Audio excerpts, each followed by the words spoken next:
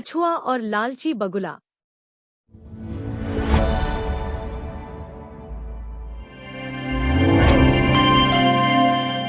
एक समय की बात है। एक बड़ा सा तालाब था जिसमें कई तरह के जीव जंतु रहते थे। उसी तालाब में गंपू कछुआ रहता था। वह बहुत बुद्धिमान था और हर किसी की मदद करता था।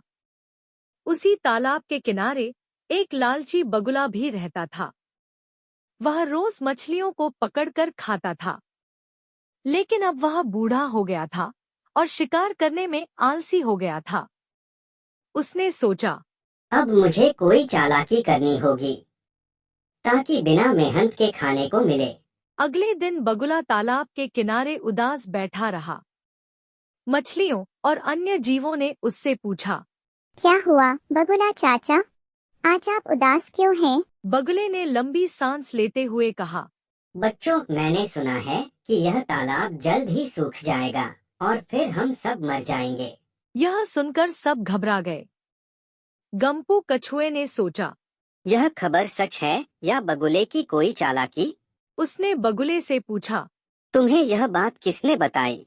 बगुले ने झूठी कहानी बनाते हुए कहा, मैंने एक साधु को यह कहते सुना था, लेकिन मैं तुम्हारी मदद कर सकता हूँ। अगर तुम चाहो तो मैं तुम्हें एक बड़े तालाब तक ले जा सकता हूँ, जहाँ पानी कभी नहीं सूखता। मछलियाँ और छोटे मेंढक डर गए और बोले, हमें वहाँ ले चलो। बगुला रोज 2-3 मछलियों को अपनी चोंच में भरकर ले जाने का नाटक करता, लेकिन असल में वह उन्हें दूर ले जाकर खा जाता। गंपू कछुए को शक हुआ।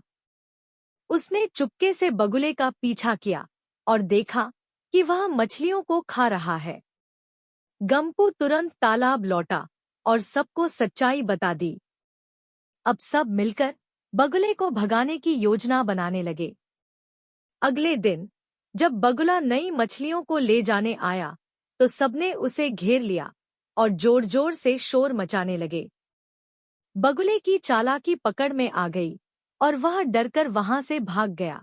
शिक्षा: धोखेबाजों की बातों में बिना सोचे समझे नहीं आना चाहिए। बुद्धिमानी से काम लेने पर ही मुसीबतों से बचा जा सकता है।